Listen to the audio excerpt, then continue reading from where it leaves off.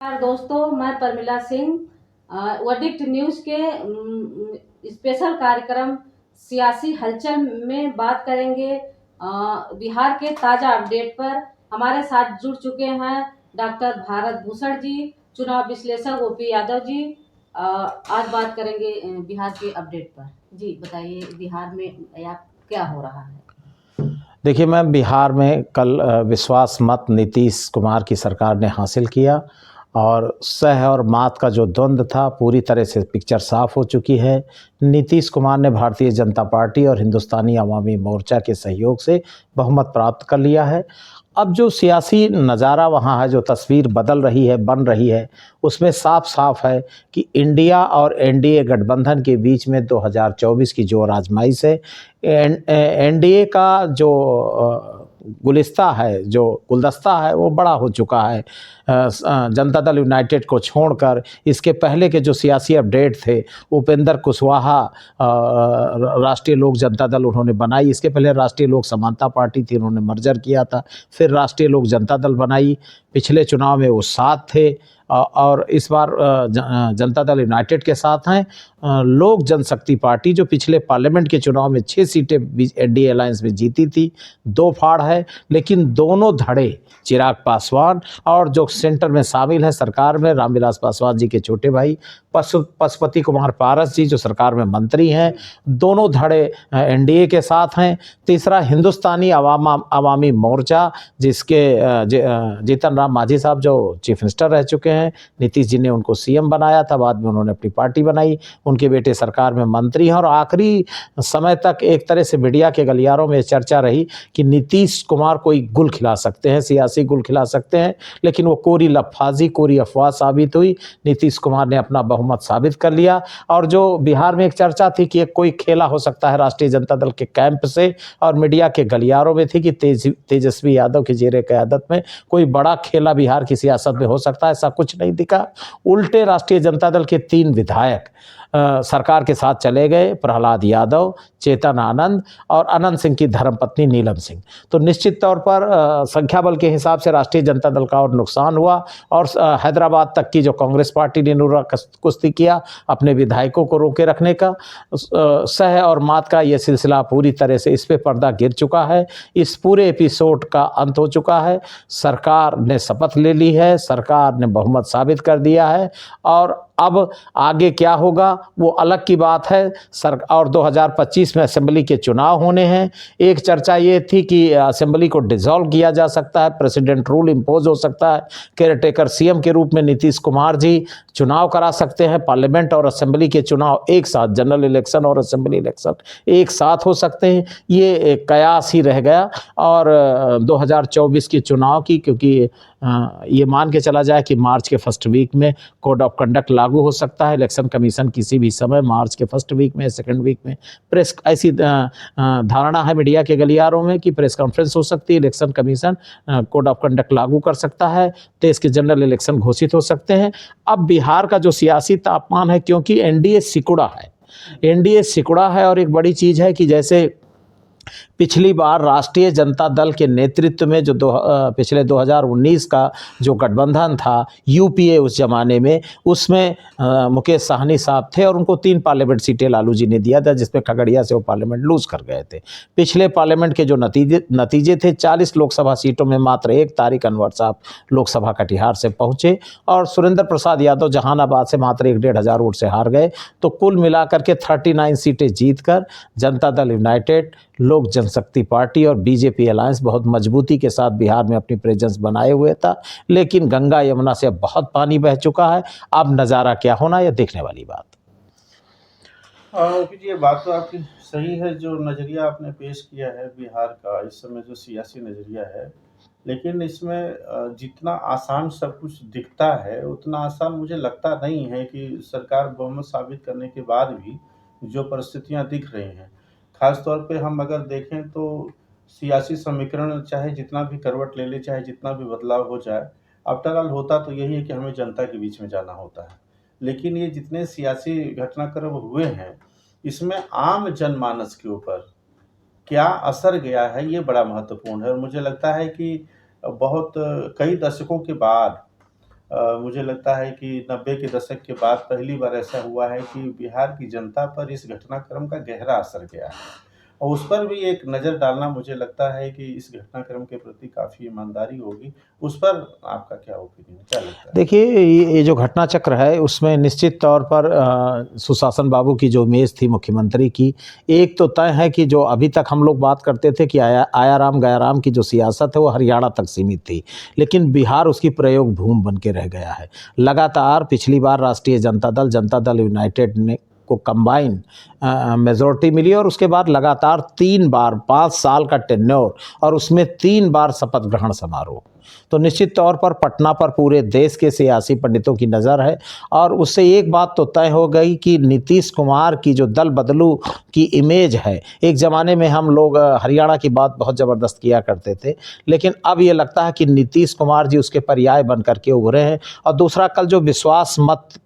की चर्चा के दौरान तेजस्वी यादव का वृहद रूप दिखा, सियासी वृहद रूप, एक सधे और नपे तुले सधे कदमों से सम्मानजनक व्यवहारिक पक्ष, सामाजिक पक्ष, राजनीतिक पक्ष, आर्थिक पक्ष, बिहार की नौजवानों की चिंता, बिहार के अल्पसंख्यकों की चिंता, बिहार के पिछड़ों महापिछड़ों की चिंता, दलितों अति दलितों की चिंता और व्यक्तिगत संबंधों में एक जो शिष्टता होती है, शिष्टता क्या है ये तेजस्वी यादव ने हिंदुस्तान ही नहीं पूरी दुनिया को बताया। और मैं मानता हूं कि अपोजिशन की सियासत में एक तरह से यूथ आइकॉन बनने की जो लड़ाई राष्ट्रीय जनता दल अपने नेता को स्थापित करने की, लालू प्रसाद यादव भी भले डिप्टी सीएम की पद से वंचित रह गए, लेकिन कल वो आह्लादित रहे होंगे कि तेजस्वी यादव ने भारतीय राजनीति में एक परिपक्व और मजे हुए राजनेता के रूप में विधानसभा की कल की बहस में अपने आप को स्थापित किया। आप देखिए कि जिस तरह भारतीय जनता पार्टी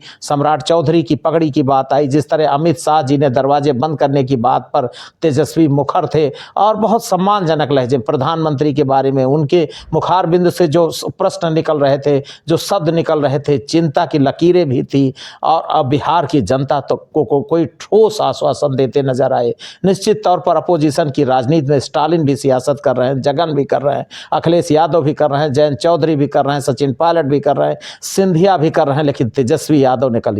भारतीय राजनीति में एक मजे और सधे नेता के रूप में अपना इतिहास बना दिया। निश्चित रूप से ये आपका आकलन बिल्कुल सही भी है और मार्मिक भी है, क्योंकि एक नए उभरते हुए युवा नेता से इस तरह से मजे हुए वक्तव्य की उम्मीद नहीं की थी राजनीतिक पंडितों ने, जिस तरीके से तेजस्वी ने कल ये परफॉर्मेंस दिया है। लेकिन साथ साथ ये भी है कि जो उनके समकक्ष की जो युवा पीढ़ी है, खासतौर से बिहार का जो प्रतिनिधित्व करती है, जिसमें चिराग पासवान का नाम आ सकता है, क्योंकि सबसे युवा वही है, कन्हैया कुमार, प्रशांत किशोर है, ये सब लोग हैं। लेकिन इंडिविजुअल तौर पर जिस तरीके से एक पार्टी का चेहरा होते हुए भी इंडिविजुअल जिस तरीके से लीड किया तेजस्वी ने, उससे बहुत सारा मैसेज भी किया। और मुझे राजनीति में तमाम प्रकार की समीक्षाएं होती हैं, तमाम प्रकार की बातें होती हैं, लेकिन खास तौर पे जो एक स्वस्थ प्रतिस्पर्धा और स्वस्थ राजनीति जो इधर काफ़ी कई दशकों से देखने को नहीं मिल पा रही थी, उसका एक उदाहरण पेश किया तेजस्वी ने। तो यहाँ पार्टी की बंदिश की कोई बात नहीं है। एक राजनीतिक समीक्षक के तौर पर और एक सामाजिक चिंतक के रूप में हम लोगों का एक दायित्व भी बनता है कि समाज में खासतौर से जो लोग राजनीति में रुचि रखते हैं और जो लोग राजनीति में अपना करियर बनाना चाहते हैं और जो देश और समाज के प्रति सकारात्मक नज़रिया रखते हैं, उन लोगों को भी स्वस्थ राजनीति की एक प्रतिस्पर्धा शुरू करनी चाहिए, एक स्वस्थ वक्तव्य भी देना चाहिए, जिससे कम से कम राजनीतिक घटनाक्रम तो होते ही रहेंगे। जब देश है, समाज है, तो परिवर्तन तो होता ही रहेगा, लेकिन इसका समाज पर कोई नकारात्मक असर ना जाए, इन घटनाक्रमों का समाज का वातावरण दूषित ना हो, ये भी एक जिम्मेदारी है। नीतीश और तेजस्वी का क्या सियासी छवि होगी आगे चल के? देखिए, जो मैंने अभी किया, अभी मैंने कहा कि जैसे बिहार के सापेक्ष में देखा जाए तो शुरुआती दौर में 17-18 साल का उनका कार्यकाल रहा है और एक ज़माने में 7.5 साल लालू जी का और 7.5 साल राबड़ी देवी का जो शासनकाल रहा, जंगल राज, और उसके खिलाफ नीतीश जी कई बार जनमत बटोरे बिहार से। तो एक मैसेज तो ये गया कि कभी भी किसी भी समय अपडेट बदल सकता है नीतीश सियासत, क्योंकि आप देखिए कि जो इंडिया गठबंधन की नींव रखने वाले पूरे हिंदुस्तान में घूम घूम करके, चाहे ममता बनर्जी हो, चाहे स्टालिन हो, यहाँ तक बादल से भी उन्होंने बात किया, यहाँ तक चंद्रबाबू नायडू, जगन रेड्डी, हर अपोजिशन की मानसिकता के किसी भी व्यक्ति के पास उसके दरवाजे तक नीतीश बाबू गए और एकाएक उनका मन में उनका परिवर्तन हुआ, उनकी सोच में परिवर्तन हुआ और अब वो कह रहे हैं कि अब हम यहाँ पर आ गए हैं, यहाँ से नहीं जाएंगे। तो एक तो उनकी छवि में एक डेंट जरूर आया है, खासकर जो प्रोग्रेसिव सोच के लोग हैं। सियासत में एक तबका ऐसा भी है जो दल और विचारधारा से ऊपर प्रगतिशील राजनीति की बात करता है और नैतिक और मूल्यों की बात करता है। ऐसे मानने वाला जो वोटर है देश में, वो किसी भी विचारधारा के साथ हो। इस घटना चक्र से, जिसको सुशासन बाबू कहा गया, जिसको विकास पुरुष की संज्ञा दी गई, उसके इस कृत्य से निश्चित रूप से वो दुखी है। और दूसरा जो स्वस्थ विपक्ष की जो परंपरा है, जो स्वर्गीय रामधारी सिंह दिनकर ने कहा है कि सब विपक्ष की मर्यादा दोनों पक्षों ने तोड़ी है। तो निश्चित तौर पर कहीं ना कहीं जो तेजस्वी का जो रोल है, एक सधे नपे तुले और गंभीर सियासतदान का जो चेहरा कल बिहार की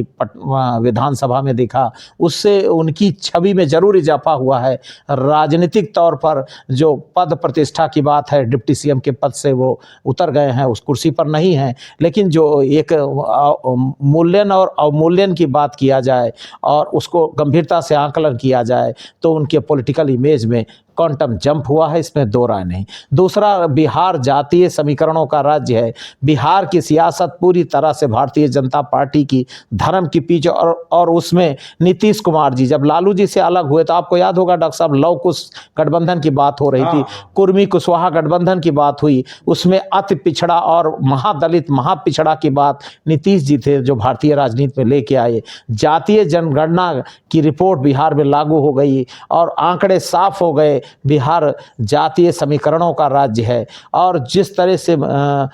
जो जातीय समीकरणों की बात किया जाए तो एमवाई समीकरण करीब ये मान के चला जाए कि 36%, 34 से 36% एमवाई समीकरण जो इंटैक्ट है कांग्रेस आरजेडी अलायंस के साथ, तो निश्चित तौर पर नतीजों में बहुत बड़ा फर्क होगा। लेकिन एक बड़ी चीज़ ये हो रही है कि जो अपर क्लास का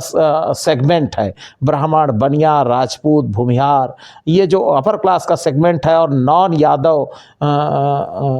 बैकवर्ड और मोस्ट बैकवर्ड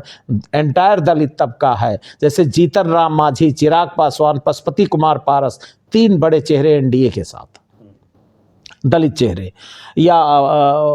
निषाद चेहरे के रूप में आप देखिए कि अभी फिलहाल वो पिक्चर साफ नहीं है कि मुकेश सहनी किधर जा सकते हैं, इंडिया के साथ है। हाँ, अभी कुछ कहा नहीं जा सकता कि क्या मुकेश सहनी इधर आ सकते हैं या एनडीए में जाएंगे, लेकिन पिक्चर जो साफ हो रही है तो पूरे दलित पर,